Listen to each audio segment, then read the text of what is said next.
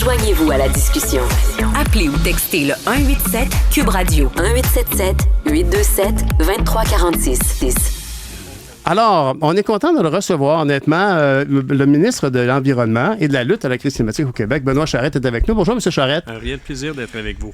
Ben, je l'apprécie parce qu'honnêtement, j'ai parlé de vous souvent cet été et j'ai souvent déploré qu'à mon sens, l'équipe du gouvernement ne vous met pas assez de l'avant. Vous êtes au centre, en titre de ministre de l'Environnement, de la crise climatique.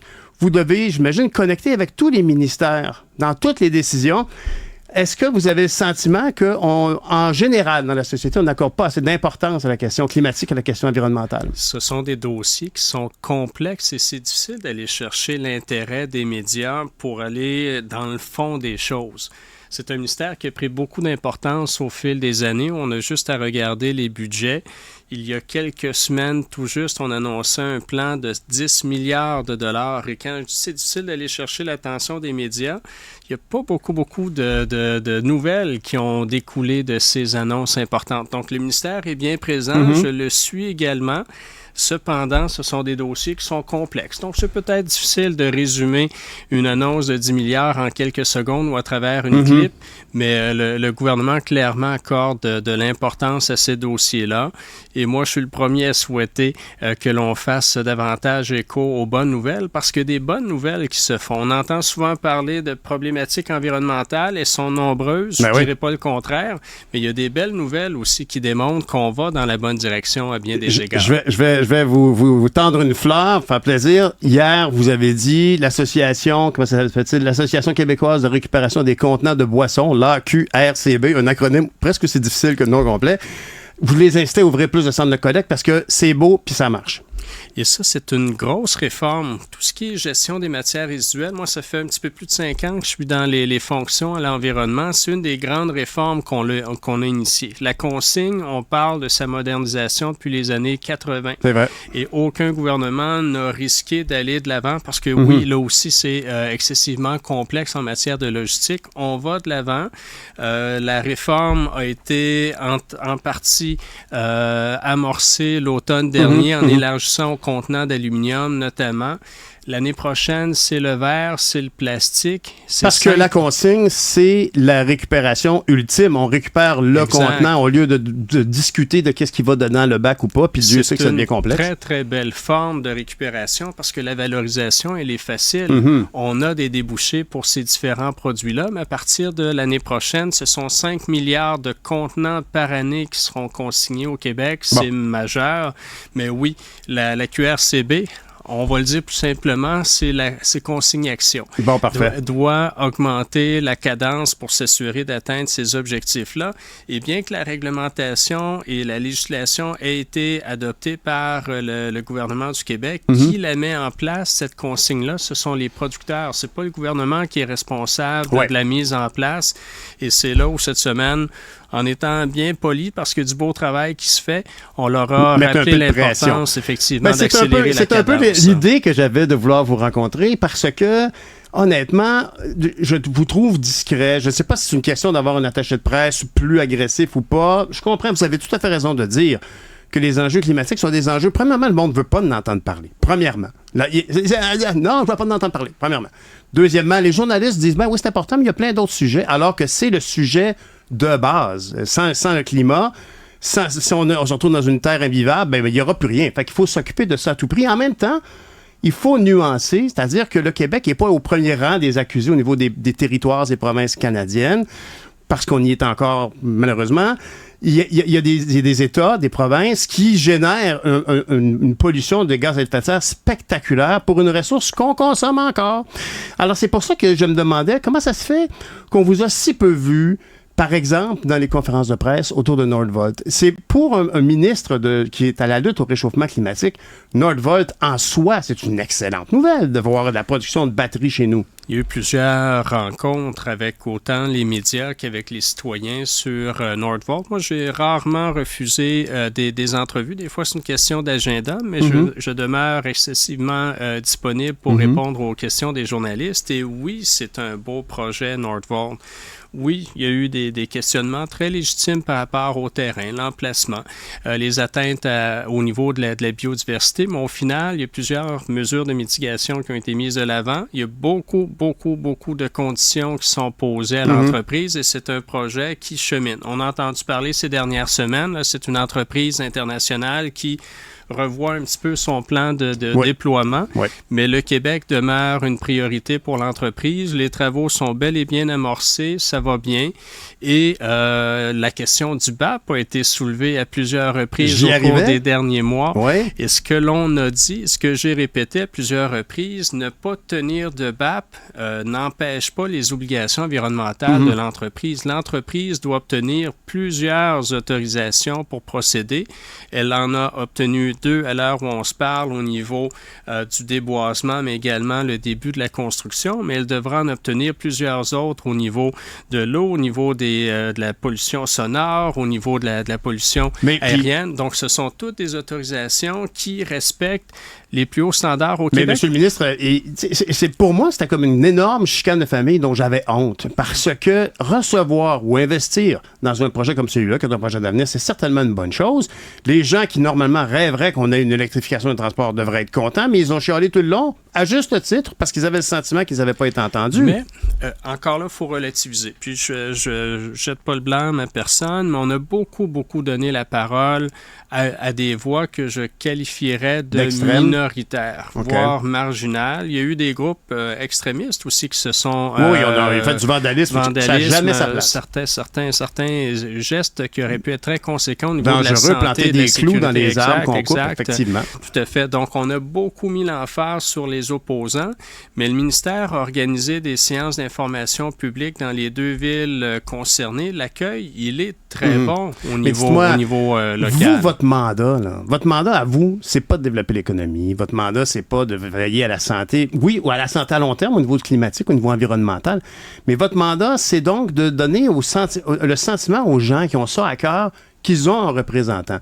Maintenant, il y a du temps, là. C'est indéniable qu'il y a du temps. Est-ce que ça se pourrait que vous décidiez d'annoncer un BAP ou son équivalent pour pouvoir régler, balayer, que les gens de Nordvolt n'aient pas l'impression qu'ils arrivent dans une maison où tout le monde se chicane puis finalement, ils ne sont pas bienvenus? Pour ce qui est de Nordvolt, non, parce que le projet est bel et bien entamé. Pour ce qui est de la construction de l'usine, on a déjà annoncé un BAP pour le volet recyclage de batteries Nordvolt. Ça, c'est quelque chose qui va intervenir plus tard dans le calendrier. Donc oui, un BAP à ce niveau-là, mais pour la production comme c'est planifié avec l'usine qui est en construction actuellement, il n'y aura pas de BAP. Mais encore une fois, je le répète, ne pas tenir de BAP ne veut pas dire ne pas respecter la réglementation environnementale. Et au Canada, en Amérique du Nord, on est les plus sérieux. On a la réglementation la plus sévère. Donc, ce sont des conditions excessivement bien établies qui devront être rencontrées pour s'assurer du respect de ces conditions environnementales. Mais Monsieur le ministre, je comprends très bien. Puis je sais qu'en politique aussi, il y a beaucoup... C'est important de répéter un message, il faut qu'il rentre. Mais ici, j'ai un peu l'impression qu'on s'entête à ne pas nommer un verre à moitié vide, à moitié plein. Ici, on pourrait dire on fait un BAP rapide, on fait un BAP... Tu sais, comme je vous invite à trouver une solution mitoyenne. On a regardé les différentes options, mais dans la loi, tenir un BAP, c'est des échéanciers qui sont établis. Il y a tout le travail préalable et le travail qui suit, parce qu'un BAP, on l'évoque souvent, le BAP, mais c'est quoi? C'est une audience publique, effectivement, mais des consultations, on en a tenu dans les 2 municipalités. Le ministère de l'Environnement a tenu ses séances d'information. L'entreprise a tenu plusieurs séances d'information publiques, et c'est là où on dit, je ne dis pas qu'il n'y a pas d'opposants au niveau local, mais dans les 2 municipalités concernées, les projets sont sont très bien accueillis, ils sont attendus. Donc, la grogne que l'on entend, c'est une grogne qui est souvent extérieure au milieu concerné. Et oui, je suis ministre de l'Environnement, mais en même temps, je ne suis pas le porte-parole de tous les groupes environnementaux. Il y a des groupes pour qui la solution exacte, elle est sans doute pas la plus souhaitable d'un point de vue environnemental, mais même d'un point de vue économique. Je ne suis pas ministre de l'économie, non, mais je fais partie d'un gouvernement pour qui l'économie est importante et on a trouvé une filière qui est l'économie verte.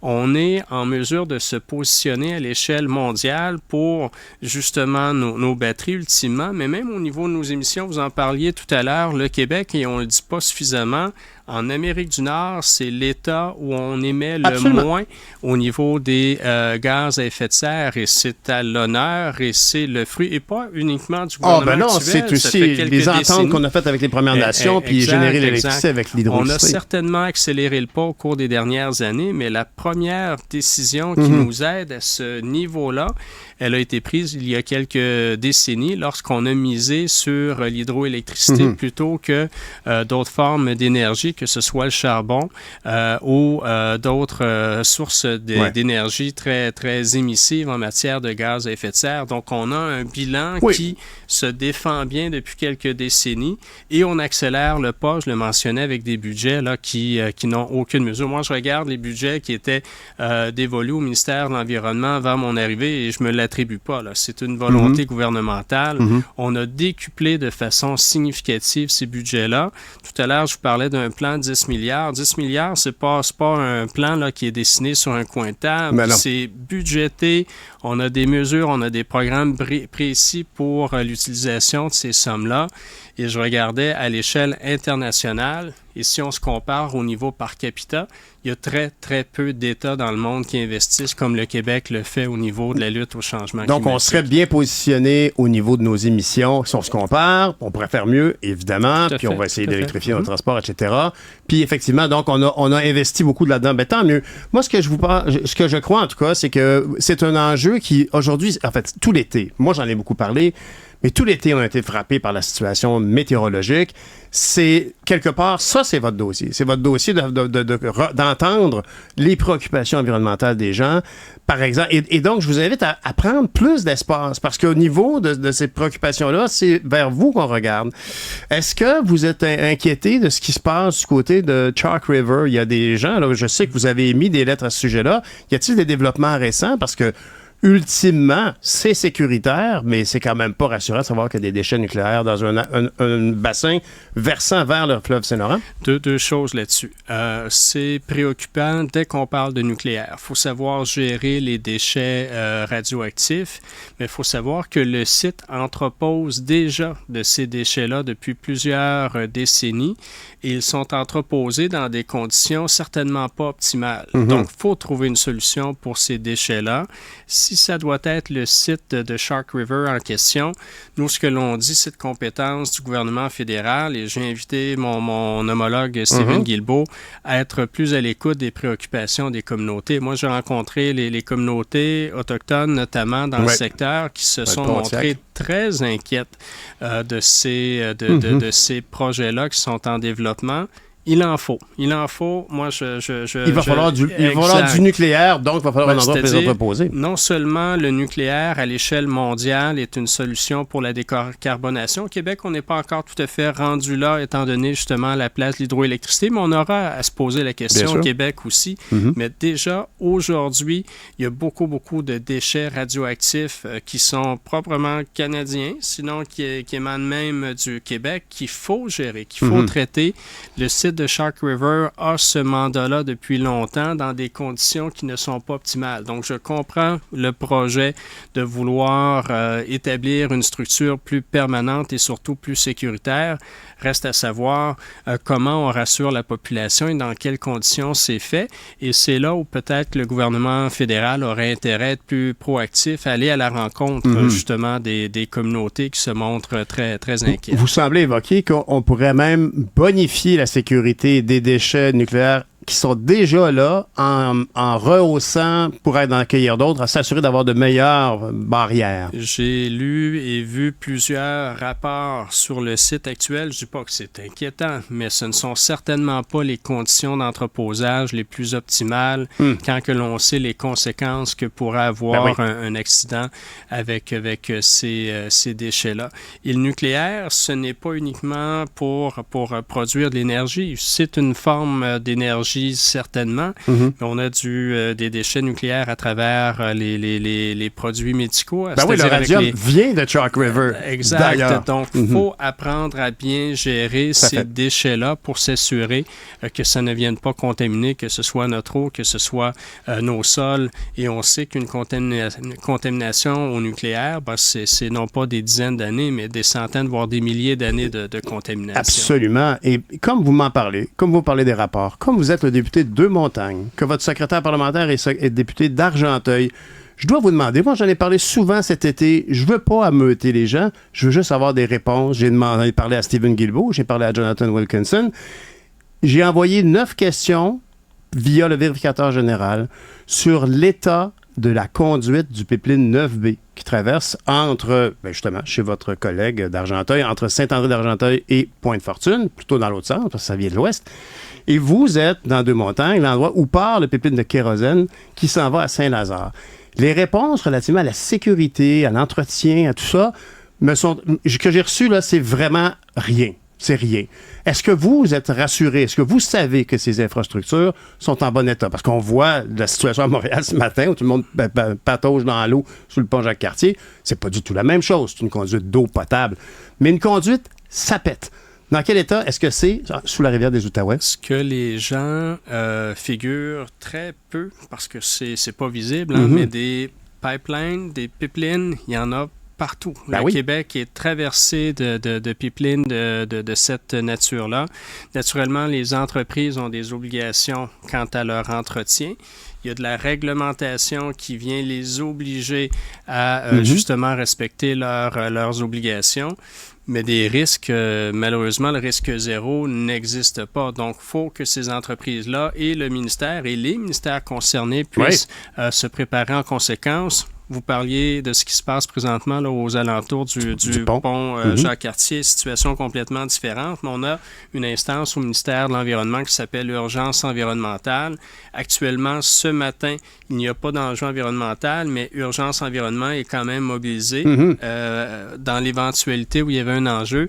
Et c'est la même chose si jamais s'il y avait quelque chose à travers les pipelines. Mais la première ça qui m'inquiète, M. le ministre. La première clé, c'est l'entretien. Il faut que ces infrastructures-là soient bien entretenues pour c'est autant que possible limiter. S'il y avait un dégât, on a toutes sortes de ressources. La Régie de l'énergie, le Bureau de la sécurité des transports, qui est sous le bureau du conseil privé du premier ministre à Ottawa, vont intervenir s'il y a un incident. Moi, je veux juste savoir si c'est bien... Est-ce que vous avez eu de l'information qui vous rassure sur l'état de ces deux conduites? Je n'ai pas d'information qui m'inquiète. Je vais le dire... le moitié vert, le verre à moitié plein, à moitié vide. Mais dans les faits, l'entreprise ou les entreprises concernées, parce qu'il y en a plusieurs, ont des obligations. Et à partir du moment où elles sont en défaut, c'est là où on peut intervenir à travers notre régime de sanctions qui est aussi bien étoffé au Québec, mais avec je vous dirais, là, c'est le ministre de l'Environnement, mais aussi le citoyen. Moi, dans ma loi, dans mes lois et dans mes règlements, j'ai un régime de sanctions qui est très développé avec des amendes minimales et des amendes maximales. Moi, je suis d'avis, je souhaiterais que les tribunaux optent davantage vers les amendes plus élevées. Bien sûr. Et ce n'est pas toujours le cas. Et moi-même, je n'ai aucune... Je veux dire, ça, c'est les tribunaux. Il y a une indépendance, on connaît la distinction. D'ailleurs, Monsieur le ministre, les tribunaux ont d'ailleurs tranché la sénatrice ou la gouverneure de l'État du Michigan, Gretchen Whitmer, dont on a entendu son nom récemment parce qu'on la voyait comme colistière potentielle de Kamala Harris. Elle a obtenu par les tribunaux que la ligne 5 qui traverse le petit détroit dans les Grands Lacs, par lequel traverse tout le pétrole à raffiner au Canada, il y a beaucoup de gens qui s'inquiétaient de ça. Elle a obtenu d'Enbridge par la Cour de faire coffrer la conduite dans un tunnel en ciment. Alors, nous, on n'a pas ça sur la rivière des Estrades. Et ce pipeline de 60 ans. Alors, je vous invite à suivre la chose, d'autant plus que l'autre, le pipeline de kérosène, passe vraiment directement chez vous et l'autre passe chez votre collègue, votre secrétaire parlementaire à l'environnement. En terminant, la situation à Pointe-aux-Trembles, moi j'ai ouvert l'émission avec ça parce que ça demeure inquiétant. Vous avez parlé des gens d'urgence environnement. Où en est-on? Est-ce qu'on a l'impression, et certaines personnes évoquent que l'huile viendrait tout simplement de la marina. Est-ce que l'enquête fait son cours? On a, au cours des derniers jours, la semaine dernière, pour être plus précis, émis ce qu'on appelle des avis de non-conformité à la Ville de Montréal. Non pas que la Ville de Montréal est responsable de ce déversement-là. Ce n'est pas la Ville qui a déversé. Cependant, les égouts pluviaux de la Ville se déversent dans le fleuve, ce qui est logique. Cependant, la Ville a la responsabilité de ne pas entraîner des rejets avec des contaminants. Donc, c'est dans ses propres conduites. Exact. C'est là où il y a un avis de non-conformité qui a été émis, mais la source première n'a toujours pas été identifiée. La Ville annonçait il y a quelques jours qu'elle s'en remettait littéralement à son corps de police. Donc, il y a eu des investigations sans être en mesure d'identifier le pourquoi. Donc, c'est le service de police de la Ville de Montréal maintenant qui a hérité de l'enquête pour essayer de voir qui ou quelle entreprise serait à l'origine de ces déversements-là. Deux majeurs, deux plus importants dont on a beaucoup entendu parler au cours des dernières semaines, d'autres plus marginaux, mais on parle quand même d'un contaminant important. Ben oui, et surtout lié aux pluies abondantes qui malheureusement semblent de toute évidence pas prêtes de s'arrêter. D'où en fait, c'est à travers le réseau pluvial que cette contamination-là s'est faite, mais il y a quand même un émetteur. Et c'est cet émetteur-là qui n'a pas été identifié encore. Benoît Charette, vous êtes ministre de l'Environnement. Je vous remercie d'être venu. Je vous laisse sur une dernière question. Est-ce que vous pensez que les deux ministres, le fédéral et celui de Québec, parce que j'aime pas ça dire provincial, est-ce que le ministre de Québec et le ministre de Ottawa peuvent s'entendre sur comment on va protéger les caribous? Parce que je comprends qu'il y a beaucoup d'emplois, mais ultimement, c'est pas votre enjeu. C'est l'enjeu de M. Boulet. On travaille généralement très bien ensemble, Steven et moi, sur plusieurs dossiers, mais des points de vue littéralement opposés au niveau du caribou. Pas qu'on n'y tient pas. Depuis 2019, c'est 100 millions de dollars qu'on a mis au niveau du caribou. Il n'y a aucun gouvernement par le passé. Récemment, exactement. On a fait le bilan il y a quelques semaines. C'est une décroissance de l'espèce qui est connue depuis des décennies. Des décennies, littéralement. Donc, on ne peut pas réécrire l'histoire en quelques années, mais on prend la chose au sérieux. 100 millions investis avec des mesures là, dans les différentes régions concernées, mais on est contre l'idée de mettre des cloches de verre sur des territoires qui dépendent de la forêt. Et ce que je dis, c'est que le bois, c'est pas un produit honteux non plus. Non, au niveau environnemental, c'est la meilleure construction, bien sûr. Exact. On a des programmes pour justement se départir du ciment, du béton au profit du bois. Donc, le bois, c'est pas un produit honteux. On en a besoin. Il y a des régions qui en vivent. Le problème avec l'approche fédérale actuellement, en visant des hardes en particulier, celle du Pic-Moicane, moi j'ai aimé un texte de Philippe Mercure il y a quelques jours dans la presse. Il s'est déplacé sur place. Ce que très peu de journalistes de Montréal font. J'ai eu le plaisir d'aller rencontrer les gens de Sacré-Cœur par le passé. Je vais y retourner dans les prochaines semaines. C'est une communauté qui ne vit que de la foresterie. Donc, si on vient mettre une cloche de verre, on vient non seulement compromettre une entreprise, c'est pas une méchante multinationale, comme certains le disent, c'est une coopérative qui appartient aux travailleurs, travailleuses, donc qui produisent un produit noble.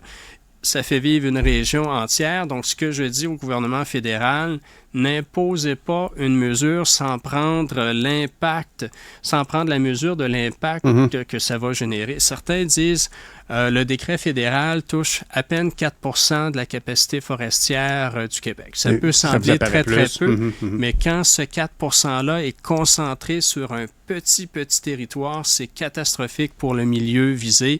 Bref, l'approche du gouvernement fédéral, quant à nous, n'est pas la bonne. Je ne pense pas que M. Guilbeault se soit même rendu sur place. Je l'invite à aller rencontrer les gens. Mais parlez-vous. C'est ça que les gens... on s'entend bien. On s'entend bien, mais sur ce dossier-là, des visions clairement opposées. Parce que les gens sont de plus en plus conscients de l'importance des mandats de ces ministres-là, comme vous êtes. Et je vous remercie d'être passé nous voir. Puis je vous souhaite, avec la rentrée parlementaire, avec les conditions météo qu'on a vécues, la prise de conscience générale, de meilleures ressources de communication pour qu'on voit plus encore. Merci beaucoup. C'est un plaisir. Merci, M. Charette. Benoît Charette, journée. ministre de l'Environnement et à la crise climatique à Québec.